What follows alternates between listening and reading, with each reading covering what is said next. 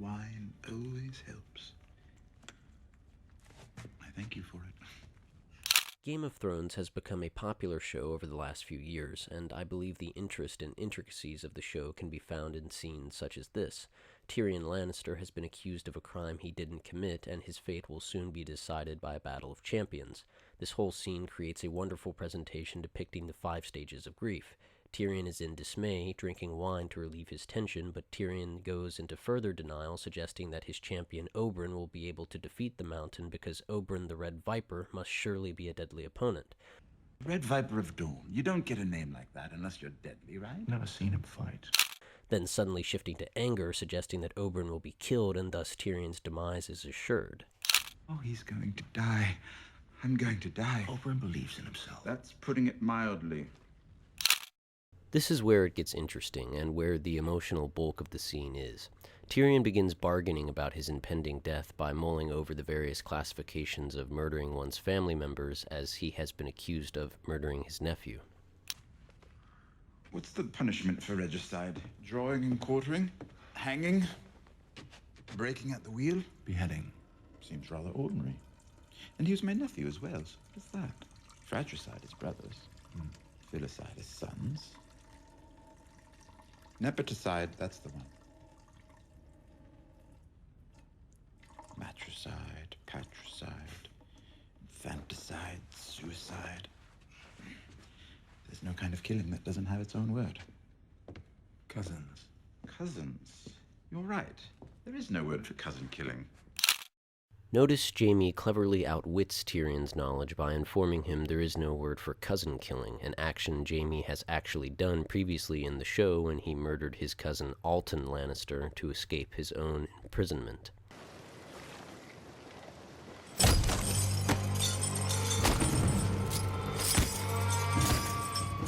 This talk of cousins reminds Tyrion of an intricate family story regarding a mentally challenged cousin of the Lannister family, Orson The Beetle Slayer.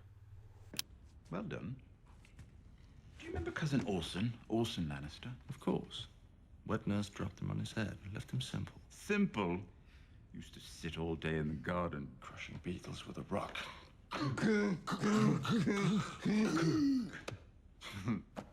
Nothing made him happier. Nothing made you happier. You'd think being tormented from birth would have given you some affinity for the afflicted. On the contrary, laughing at another person's misery was the only thing that made me feel like everyone else. The joke wore thin, though.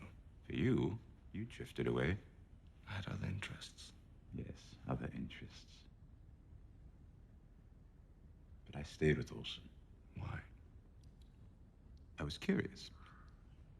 Why was he smashing all those beetles? What did he get out of it? First thing I did was ask him, Orson, why are you smashing all those beetles? He gave me an answer. Smash the beetles! Smash them! Come. I wasn't deterred. I was the smartest person I knew, certainly I had the wherewithal to unravel the mysteries that lay at the heart of a moron. So, I went to Maester Valaric's library. Valaric tried to touch me once. Turns out, far too much has been written about great men, and not nearly enough about morons. Doesn't seem right. In any case, I found nothing that illuminated the nature of Orson's affliction, or the reason behind his relentless beetle slaughter. So, I went back to the source.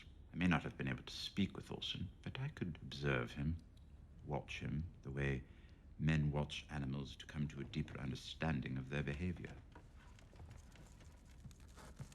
And as I watched, I became more and more sure of it. There was something happening there.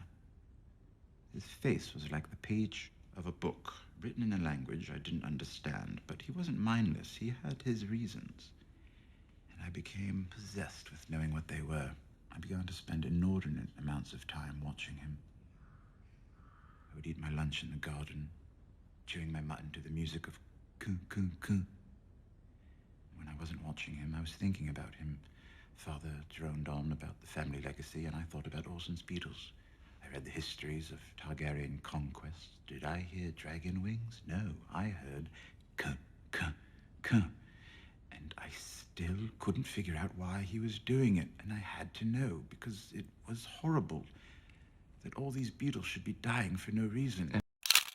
So this Orson discussion is rather depressing, and Tyrion recalls the dismay it caused him to see these helpless beetles being killed by his hapless cousin. However, this nostalgia Tyrion and Jaime are reflecting on is actually helping Tyrion to come to terms with his pending fate. Every day around the world, men, women, and children are murdered by the score. Who gives a dusty fuck about a bunch of beetles? I know, but still, it filled me with dread. Piles and piles of them, years and years of them. How many countless living, crawling things, smashed and dried out and returned to the dirt? In my dreams, I found myself standing on a beach made of beetle husks, stretching as far as the eye could see. I woke up crying, weeping for their shattered little bodies. I tried to stop Orson once. He was twice your size. He just pushed me aside with a coup and kept on smashing. Every day, until that mule kicked him in the chest and killed him.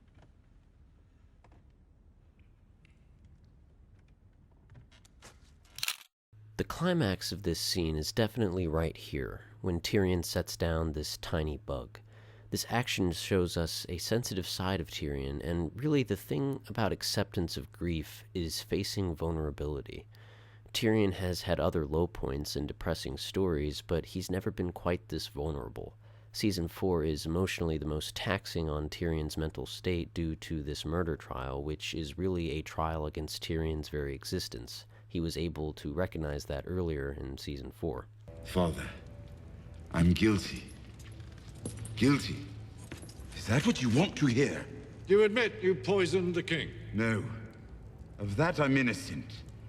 I'm guilty of a far more monstrous crime. I'm guilty of being a dwarf. You are not on trial for being a dwarf. Oh, yes I am. I've been on trial for that my entire life. Now, aside from the obvious stages of grief being shown, the scene also contains obvious foreshadowing elements to the story, most notably the correlation between Orson, a smasher of beetles, compared to the Mountain, a human smasher, and a smashing event that is soon to occur in the upcoming battle.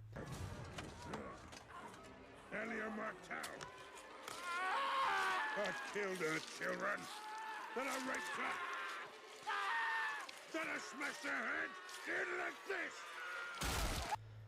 Another interesting and far more subtle foreshadowing element is one many of us may not have picked up on right away, which is when Tyrion is listing the different murder classifications for murdering those of one's family. Among the types he mentions is Patricide. Patricide is murder of one's father. You're no son of mine. I am your son. I have always been your son. So, within this 5-minute scene, we're shown the 5 stages of grief, a man facing his mortality, foreshadowing elements, and empathy for those who have previously deceased. In fact, this empathy and consideration of Orson the Beetle Slayer at this particular moment is particularly interesting to me in regards to the nature of how we behave in high-stress or high-stakes situations. I mean, let's just think about this for a minute, this Orson story. Is it an interesting story? Sure. Does it entail some intricate questions on life and death and the nature of this world? Definitely.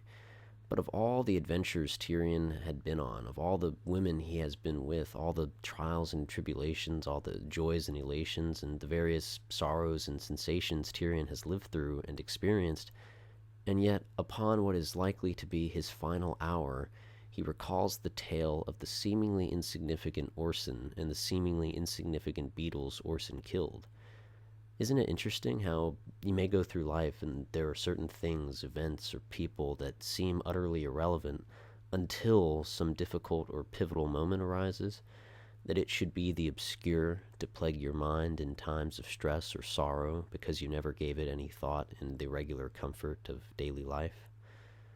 That it takes an emotional crisis to occur before you really start asking deep questions?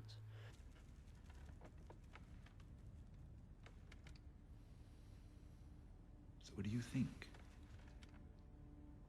Why did he do it? What was it all about? Was it all